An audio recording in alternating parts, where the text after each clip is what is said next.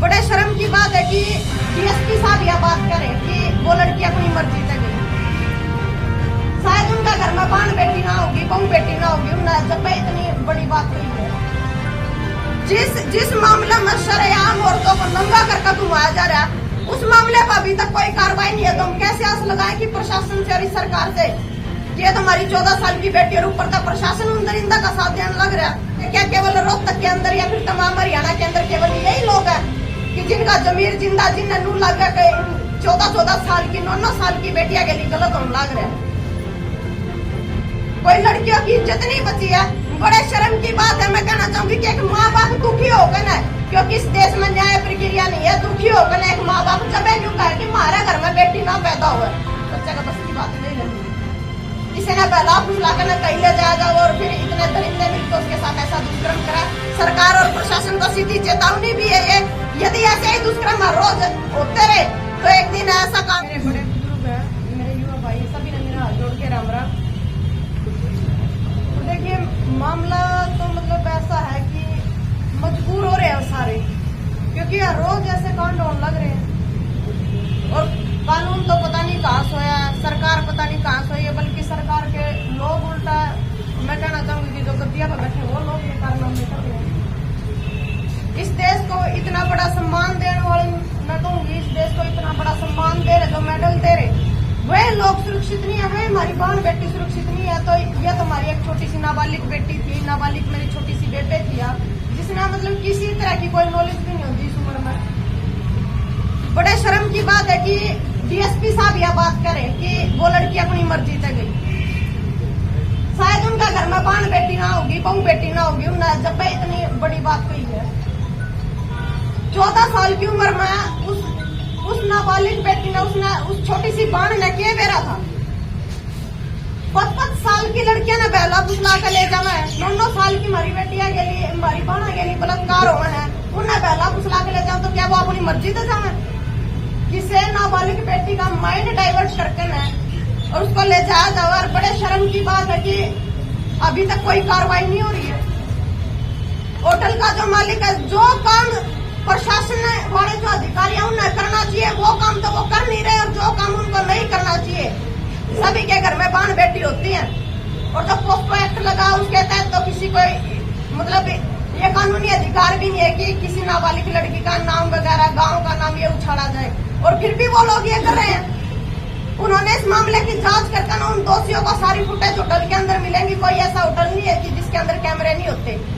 उन्होंने उस बेटे की वीडियो को तो होटल से उठा के वायरल किया हर जगह। बड़े कुछ बेशर्म लोग हैं, लेकिन जो आरोपी हैं, जो दरिंदे हैं इस मामले के, क्या उनकी फुटेज अभी तक सामने नहीं आई है प्रशासन के? इतना बड़ा राजनीतिक षड्यंत्र है, बेटिया की इज्जत के साथ इस हरियाणा प्रदेश में खेला जाने लग रहा है। तो सरकार क्यों दे फिर इतने बड़े बड़े नारे? क्यों दे रही है फिर बेटी बचाओ बेटी पढ़ाओ के नारे? जितने ये नारे इस सरकार ने दिए, चाहे वह गौवा की लगा लो, चाहे वह बेटिया की लगा लो, सारे नारे खोखले हैं। उतना ही इन नारा के लिए गलत होने लग रहा है। हमारा मैं भी एक बेटी हूँ, बड़ा दिल दल है हमारी भी यह घटना देखकर। मणिपुर के अंदर भी हमने शरेआम देखा। जिस मामले में शरेआम औरतों को नंगा करके घुमाया जा रहा है, उस मामले पर अभी तक कोई कार्रवाई नहीं है। तो हम कैसे आस लगाएं कि प्रशासन से और इस सरकार से ये तो हमारी 14 साल की बेटी और ऊपर तक प्रशासन उन दरिंदा का साथ देने लग रहा है। एक बात और मैं कहूंगी, मेरे मन में भी पीड़ा, बहुत सारी मेरी छोटी बहनें भी यहाँ बैठी हैं। देखिए बड़ा सम्मानीय है हमारे जितने हमारे बुजुर्ग जिन्हें नूर लग गया कि इन बेटिया के लिए गलत हो रहा है, उस बेटी के लिए गलत होया, जिनका जमीर जिंदा जिन्हें नूर लग गया, तारी बहन बेटिया की इज्जत आज लुटने लग रही है। देश में हर जगह प्रदर्शन चल रहे, किसानी का, कितने कर्मचारियों का, लेकिन इज्जत का बड़ा कोई प्रदर्शन नहीं होता। जब इज्जत नहीं रहेगी समाज में, बहन बेटियां सुरक्षित नहीं रहेंगी समाज में, तो फिर क्या करेंगे हम? ये लड़ाई लड़के ने क्या लेना? हमने ये अधिकार चाहिए अपने। सबसे पहले हमने अपनी इज्जत का अधिकार चाहिए। हमने हमारी जो बहू बेटी जो समाज में जो इज्जत है वो इज्जत चाहिए। जितने भी लोग घर में बैठे, क्या केवल रोहतक के अंदर या फिर तमाम हरियाणा के अंदर केवल यही लोग हैं कि जिनका जमीर जिंदा जिन्हें नूर लग गया 14 साल की 9 साल की बेटियां के लिए गलत होने लग रहा है। जिनका जमीर जिंदा जिनका घर में बेटी है, उन लोगों ने जरूर इस लड़ाई में भी कूदना चाहिए। और मैं सरकार और प्रशासन को भी एक छोड़ दो। और दूसरी बात, जितने भी ये प्रशासनिक अधिकारी हैं इसमें इन्वॉल्व है, एक तो वो डीएसपी है, सबसे पहले सस्पेंड होना चाहिए, जिसने एक व्यक्ति के बारे में ऐसी प्रतिक्रिया दी। गाड़ी तक गलत बताई जा रही है, गाड़ी का कलर भी ब्लैक है, वो व्हाइट बताया जा रहा है। अरे साफ साफ उन दोषियों बचाने का काम ये प्रशासनिक अधिकारी करे। क्या प्रशासन वालों के घर बहू बेटी नहीं है? क्या उनके घर में बेटियां नहीं है जो ऐसा कारनामा ये प्रशासन वाले कर रहे? बड़े शर्म की बात है। लेकिन जब जब ऐसी नौबत आई है, मैं मेरे समाज के लोगों ने भी कहूंगी क्योंकि हर एक जितने मेरे युवा भाई भी यहाँ मौजूद है, सारे एक से नहीं होते, लेकिन इस समाज में कानून नापा पुकारा है। लेकिन हमारे बेटा के संस्कार होने भी बढ़िया है। यदि बेटा के संस्कार बढ़िया होंगे, जब बेटिया की इज्जत भी बचेगी। सबसे पहले संस्कार जरूरी है। कुछ ऐसे आह्वान बसा हमारे समाज में जो किसी प्रकार की किसी भी साइड नहीं देखते, लेकिन 14 साल की वह बेटी और उसके ऊपर यह आरोप लगाया गया कि वो अपनी मर्जी से गई थी। कौन सी ऐसी लड़कियां मैं कहूंगी कि इस देश के अंदर कि वह अपनी मर्जी से जाओगे, मतलब उसके साथ 10-10 लोग मिलकर 4-4 लोग मिलकर उसके साथ ऐसा दुष्कर्म करेंगे? कोई लड़कियों की इज्जत नहीं बची है।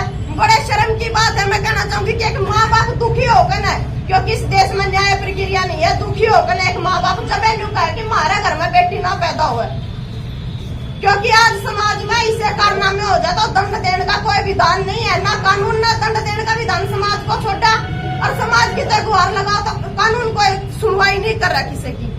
जो है कारण है कि हमारे माँ बाप, हमारे चाचे ताऊ बड़े दुखी मनते कह कि हमारे घर में बेटी पैदा ना हुए, क्योंकि आज बेटियां घर में भी सेफ नहीं है, बाहर तो सेफ कहाँ होगी। इतने बड़े बड़े नारे दिए, लेकिन बेटिया की सेफ्टी खातिर इस सरकार ने ना तो कोई ऐसा कानून बनाया कि बेटिया के साथ ऐसा दुष्कर्म हो तो ऐसे दरिंदों को सरेआम चौराहे पर फांसी तोड़ देना चाहिए, और यहाँ तो गिरफ्तारी भी नहीं होती। फांसी तो तोड़ना दूर की बात, गिरफ्तारी भी नहीं होती। तमाम जितना भी मेरे बुजुर्ग बैठे हैं, समाज के हमारे बड़े हमारे मैं कहूंगी कि आदरणीय लोग यहाँ बैठे हैं, जैसा भी ये लोग फैसला लेंगे, बहुत सारी हमारी बहनें आई है कॉलेज से, ये केवल एक इस बेटी की लड़ाई नहीं है, एक इस हमारी 14 साल की बहन की लड़ाई नहीं है, क्योंकि बहुत सारी हमारी बहनें आई है। इनको भी यूं लगा कि यह आगामी और लड़कियां की भी यह लड़ाई है, क्योंकि भविष्य में किसी बेटी के ऐसा ना हो। इस हमारे यह समाज इकट्ठा हो रहा, उसके साथ तो जो होया सो होया, और उनको भी सजा नहीं मिल रही है, लेकिन अगर भविष्य में भी किसी लड़की के साथ ऐसा ना हो, इस हमारे समाज ने एक लड़ाई जरूर लड़नी चाहिए।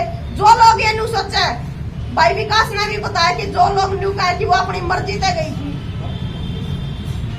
मेरे भी भीतर में बड़ा दर्द हुआ, क्योंकि नाबालिग के किसी बच्चे का माइंड इस उम्र में डाइवर्ट कर दिया जाओ, उस बच्चे का बस की बात नहीं रहती। किसी ने बहला फुसला कर कहीं ले जाया जाओ और फिर इतने दरिंदे मिलकर उसके साथ ऐसा दुष्कर्म करा। सरकार और प्रशासन को सीधी चेतावनी भी है, यदि ऐसे ही दुष्कर्म हर रोज होते रहे तो एक दिन ऐसा काम होगा इस देश के अंदर, मैं कहूंगी कि बेटियां पैदा होनी बंद हो जाएंगी, यदि यही हालात हुए। और तमाम जितनी भी लड़कियां बैठी हैं अपने कॉलेजों में भी, अपनी यूनिवर्सिटियों में भी, आप और भी जितनी हमारी छोटी बहनें हैं उनको भी आप जागरूक करो, उनको बोलो कि इस तरह का काम हो कि हमारी सारी लड़कियां इकट्ठी होकर हम आगे आएंगे तो हमारी आवाज उठेगी। जब तक हम यहाँ रोडों पे इस गवर्नमेंट को नहीं दिखेंगे तब तक कुछ नहीं होने वाला। और हमारे समाज के बड़े आदरणीय लोग हमारे साथ हैं, जैसा भी ये फैसला लेंगे हमारे इज्जत के हित में, वैसा हम इनके साथ चलेंगे, इनके मार्गदर्शन में चलेंगे। बड़ा धन्यवाद जी। और बड़ा मेरा मन दुखी है एक लड़की होने के नाते कि ऐसे मामले बेटियों के साथ होकर